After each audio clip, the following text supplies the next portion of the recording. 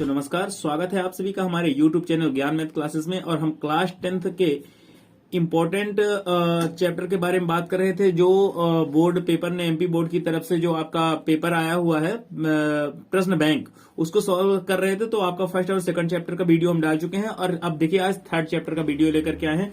तो इसमें पहला क्वेश्चन गाइस लिखा हुआ है, सही विकल्प चुनिए। निम्नलिखित में से दो चरों में रैखिक समीकरण, बोल रहा है निम्नलिखित में से दो चरों में रैखिक समीकरण है। तो आपको देखना है रैखिक समीकरण। रैखिक समीकरण की पावर कितनी होती है गाइस? 1 होती है, हाईएस्ट पावर 1 होती है। इसमें देखिए पावर 2 है, इसमें पावर 2 है, इसमें पावर 2 है, तो ये तीनों कैंसिल। तो इसका सही जवाब क्या हो जाएगा? Option number D. इसमें देखिए क्या हो जाएगा, पावर 1 है, पावर 1, तो ये बिल्कुल करेक्ट ऑप्शन है। फिर देखिए गाइस, आपको देखना यह है कि क्वेश्चन नंबर 2 जो बोल रहा है, यदि a1/a2 does not equal b1/b2 हो तो रैखिक समीकरण युग्म a1x plus b1y plus c1 equal to 0 तथा a2x plus b2y plus c2 equal to 0 का कैसा हल होगा? तो देखिए क्या बोला है, a1/a2 बराबर नहीं है b1/b2 के। जब दो मान बराबर नहीं होते तो उसे कहा जाता है अद्वितीय हल। तो कहां लिखा है? ऑप्शन नंबर ए पर लिखा है अद्वितीय हल। ये आपका बिल्कुल करेक्ट जवाब हो गया। फिर गाइस आपको देखना है तीसरा क्वेश्चन क्या लिखा है, यदि a1/a2 equal b1/b2 equal to does not equal to c1/c2 हो तो समीकरण युग्म a1x plus b1y plus c1 equal to 0 तथा a2x plus b2y plus c2 equal to 0 का कैसा हल होगा? तो देखिए जब शुरू के दो मान बराबर हो, a1/a2 बराबर हो b1/b2 के, बराबर नहीं हो c1/c2 को, तो इसको कहते हैं कोई हल नहीं। तो कोई हल नहीं किस ऑप्शन में है? बी ऑप्शन में है। तो कोई हल नहीं इसका हो जाएगा। फिर आपको देखना है तीसरा क्वेश्चन। तीसरे क्वेश्चन में गाइस क्या लिखा है, देखिए यदि a1/a2 equal to b1/b2 equal to c1/c2 हो तो समीकरण युग्म का कैसा हल होगा? इसमें भी देखना है तीनों मान बराबर है। जब तीनों मान बराबर हो तो उसे कहते हैं अनंततः अनेक हल। तो ऑप्शन नंबर सी बिल्कुल करेक्ट है। क्वेश्चन नंबर 5 बोलता है गाइस कि रैखिक समीकरण a1x plus b1y plus c1 equal to 0 तथा a2x plus b2y plus c2 equal to 0 का एक अद्वितीय हल होने की शर्त। अद्वितीय हल होने की शर्त अभी हम पीछे पढ़ चुके हैं। अद्वितीय हल में शर्त क्या होती है? शुरू के दोनों मान बराबर नहीं होते। जो बिल्कुल बराबर ना हो अद्वितीय है। अद्वितीय का मतलब होता है जिसके जैसा कोई दूसरा ना हो। तो पहले ऑप्शन में देखो ये दोनों बराबर नहीं है, तो a1/a2 does not equal b1/b2, ये शर्त कहलाती है अद्वितीय हल की। क्वेश्चन नंबर देखिए 6 नंबर में लिखा है, रैखिक समीकरण युग्म a1x plus b1y plus c1 equal to 0 तथा a2x plus b2y plus c2 equal to 0 का कोई भी हल नहीं। कोई भी हल नहीं होने की शर्त क्या गाइस होती है कि शुरू के दोनों मान, मतलब कि a1/a2 इक्वल टू होता है b1/b2 के और तीसरा मान बराबर नहीं होता। तो ऑप्शन नंबर बी देखिए करेक्ट लिखा है, a1/a2 equal to b1/b2 does not equal c1/c2। Question number 7 में बोलता है रैखिक समीकरण युग्म a1x plus b1y plus c1 equal to 0 तथा a2x plus b2y plus c2 equal to 0 के अनंतः अनेक हल होने की शर्त बतानी है। अनंतः अनेक हल में क्या शर्त बताया था आपको कि तीनों मान बराबर होते हैं। तो देखिए कहां बराबर है? ऑप्शन नंबर सी पर देखिए लिखा है a1/a2 बराबर b1/b2 बराबर c1/c2। चलिए हम क्वेश्चन नंबर 2 में आते हैं। लिखा है रिक्त स्थान की पूर्ति कीजिए। पहला क्वेश्चन है, समीकरण 2x प्लस 3y बराबर 5 में यदि x बराबर 1 हो तो y का मान ज्ञात कीजिए। आपको समझना ये है कि समीकरण क्या है, 2x प्लस 3y बराबर 5। x की जगह पर 1 रखना है, तो ये आपने रख दिया 2 गुणे 1 प्लस 3y बराबर 5। तो क्या मतलब हुआ इस बात का कि 3y आप रहने देंगे, 5 2 को उधर भेजेंगे तो ये -2 हो जाएगा। तो गाइस क्या बनाया जा सकता है? अब देखिए 3y तो ये लिखा हुआ है, ठीक है, 5 में से 2 माइनस हो गया तो भी क्या बन जाएगा? 3। तो y बराबर आपका बन जाएगा 3 और बटे में चला जाएगा 3, 3 से 3 कट गया, 3 एक कम 3। तो y का मान कितना आएगा? 1। यहां लिखा जाएगा 1 होगा। दूसरे में देखिए क्या लिखा है कि समीकरण 2x प्लस y बराबर 4 में यदि x बराबर 2 हो और y बराबर 1 हो तो k का मान बताइए। फिर से आप अपना समीकरण लिख लीजिए, 2x प्लस y बराबर 4। अब क्या करना है? x की जगह 2 रखना है, रख लीजिए, यहां 2 रख दिया। y की जगह क्या रखना है? 1 रख लिया, ये 4 हो गया। 2 में 2 का गुणा, 2 दूनी 4 प्लस 1, ये 4 लिखा हुआ है। तो इस तरह से k बराबर कितना बन जाएगा आपका? 4 और 1 मिलकर के 5 हो जाएगा। तो सही जवाब क्या लिखेंगे गाइस यहाँ पर? 5। प्रश्न नंबर 3 में क्या लिखा है बच्चों, सत्य और असत्य बताइए। पहला क्वेश्चन क्या है, दो चरों में से एक रैखिक समीकरण के अनेक हल होते हैं। तो देखिए दो चर के, अगर एक चर हो, अगर प्रश्न होता कि एक चर में एक रैखिक समीकरण के, तो केवल एक हल होगा, लेकिन यहां लिखा है दो चर के एक रैखिक समीकरण के, तो इसमें क्या होगा, अनेक हल होंगे। बिल्कुल ये सत्य बोल रहा है, अगर दो चर वाला समीकरण है तो उसमें अनेक हल होंगे। फिर देखिए क्या लिखा है दूसरे में कि रैखिक समीकरण का प्रत्येक हल उनको निरूपित करने वाली रेखा पर स्थित एक बिंदु होता है। यह भी गाइस बिल्कुल सत्य है आपका।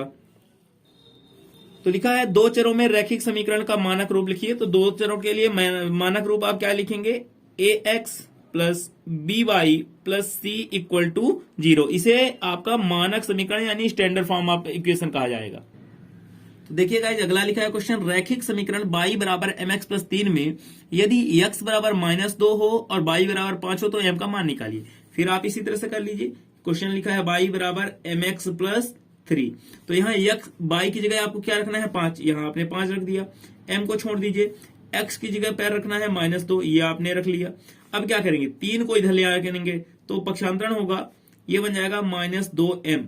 यहां क्या हो जाएगा, 5 में से 3 घटेगा तो 2 बनेगा। ये जो -2 है इसको आप नीचे भेज दीजिए, है ना, जो मल्टीप्लाई में है वो डिवाइड में चला जाएगा। 2 से काटिए, 2 1 कम 2, तो m का जो मान आ गया गाइस वो कितना आ गया, यहाँ पर -1 हो जाएगा। इसका सही जवाब क्या हो जाएगा, -1। तो गाइस हम पहुंच चुके हैं अध्याय 4 द्विघात समीकरण, ठीक है ना। तो द्विघात समीकरण के महत्वपूर्ण क्वेश्चन जो पेपर में आएंगे उनके बारे में भी आपको थोड़ा सा बता देते हैं। देखिए पहला प्रश्न क्या है, सही विकल्प चुनिए। देखिए इसका पहला क्वेश्चन है, यदि द्विघात समीकरण ax square plus bx plus c बराबर 0 के मूल समान हो तो समीकरण के विविक्तिकर का मान क्या होगा।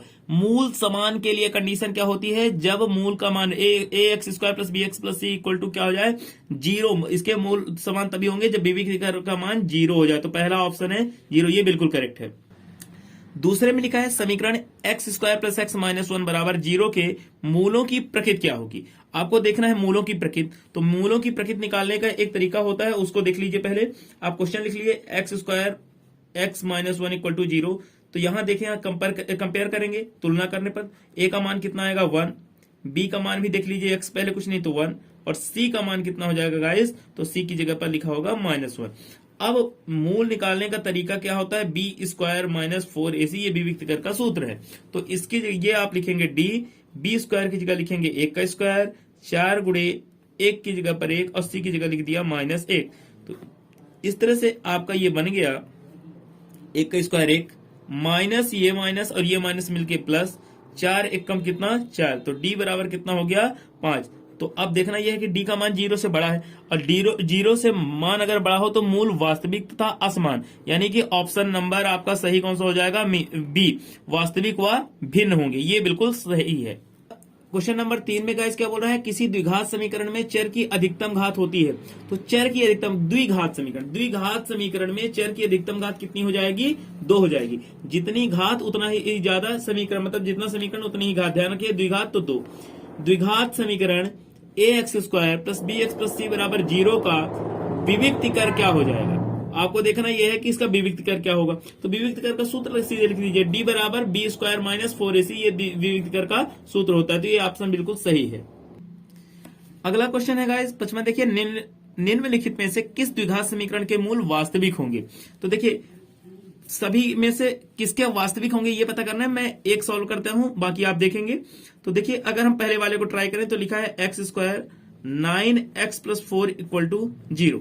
अब समझिए a कितना हो जाएगा, x स्क्वायर के पहले जो हो a कहलाता है, कुछ नहीं तो 1, b कितना हो जाएगा 9, c कितना हो जाएगा 4। फार्मूला क्या होता है, d बराबर बी स्क्वायर माइनस 4ac। तो d बराबर आपने b की जगह लिख लिया 9 का स्क्वायर माइनस 4 गुणे a की जगह 1 और c की जगह 4। तो d बराबर आपका हो जाएगा 9 का स्क्वायर कितना होता है, 9 9 81, 4 में 4 का गुणा 4 चौक 16। आपको यहाँ माइनस कर लेना है, तो ये 11 आपका है, 11 में से 6 गया तो कितना हो गया 5, इसको मान लीजिए 7, 7 में से 1 चला गया तो कितना आ गया 6 हो गया। तो आपका आंसर क्या आ रहा है, d बराबर 65। क्या बोला था, मूल वास्तविक। और वास्तविक कब होगा, जब d का मान 0 के मान से बड़ा हो। तो हमारे हिसाब से तो यही वाला आंसर सही है, लेकिन बाकी आप अगर पेपर में ऐसा पहले ही वाला ना मिले तो ट्राई करना, इसी तरह से इसी फार्मूले से आपको ट्राई करना है। देखिए अगला क्वेश्चन क्या बोल रहा है गाइस, द्विघात समीकरण 2x² माइनस 7x प्लस 6 बराबर 0 के मूल होंगे। तो फिर से अब इनके मूल तो पहले आपको निकालने पड़ेंगे ना, तो समीकरण अपने लिख लीजिए 2x² माइनस 7x प्लस 6 बराबर 0। तुलना करेंगे तो a की जगह कितना रखेंगे 2, b की जगह क्या रखा जाएगा -7 और c की जगह कितना रखा जाएगा 6। फिर आपको करना क्या है, d निकालना है। तो b² माइनस 4ac ये d का फार्मूला है, मतलब विविक्तिकर का फार्मूला है। b की जगह कितना रखेंगे -7 का स्क्वायर -4 और a की जगह कितना 2 और c की जगह 6। तो ये आपका बन जाएगा 7 7 49, ये कितना 4 दूनी 8, 8 छंग 48, 48। तो यहां जो है आपका d कितना आ जाएगा 1 आ गया। अब आपको देखना यह है कि ये तो 1 आ गया। अब क्या है, द्विघात समीकरण के मूल। अब तो ये पता चल गया कि ये मूल जो है वास्तविक है। तो मूल निकालने का तरीका क्या है, 2 नंबर ढूंढिए जिनका मल्टीप्लाई 6 दूनी 12 आता हो और प्लस करने पर कितना आता हो -7 आता हो। 2 नंबर सोचिए जल्दी से, 6 दूनी 12, 4 और 3। तो ये आपने बना लिया 2x² minus 4x minus 3x plus 6, पहला पेयर। ये दूसरा पेयर, पहले पेयर से 2 कॉमन ले लीजिए, 2x कॉमन निकला तो x माइनस 2 बचा, दूसरे से 3 कॉमन ले लीजिए, x माइनस 2 बचा, x माइनस 2 और ये बचा आपका 2x माइनस 3 बराबर 0। तो इस तरह से आप पहले वाले को उठाइए, x माइनस 2 बराबर 0, x बराबर कितना हो जाएगा 2। दूसरा देखिए 2x माइनस 3 बराबर 0, तो 2x बराबर आपका हो गया 3, तो x बराबर कितना हो जाएगा 3/2। तो आपके 2 आंसर आ गए, x बराबर 2 और 3/2। देखिए किस ऑप्शन में सही है, 2 और 3/2। ऑप्शन नंबर ए बिल्कुल आपका करेक्ट है। रिक्त स्थान की पूर्ति कीजिए। एक समीकरण px बराबर 0 जहां px द्विघात 2 का बहुपद हो तो क्या कहलाएगा, यहां लिखेंगे हम द्विघात समीकरण कहलाएगा। द्विघात क्या कहलाएगा, द्विघात समीकरण कहलाएगा।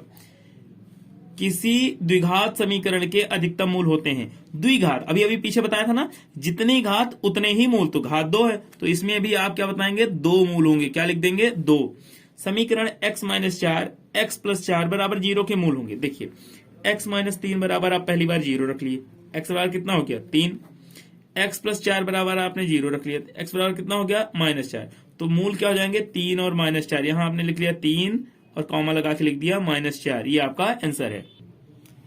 यदि किसी द्विघात समीकरण के मूल वास्तविक और समान हो, समझिएगा वास्तविक हो और समान हो, तो उस समीकरण के विविक्तिकर का मान कितना होगा। मूल वास्तविक और समान हो तो विविक्तिकर का मान कितना होगा, विविक्तिकर का मान मूल वास्तविक समान के लिए होता है 0। वास्तविक और समान, समान में केवल एक ही कंडीशन होती है 0।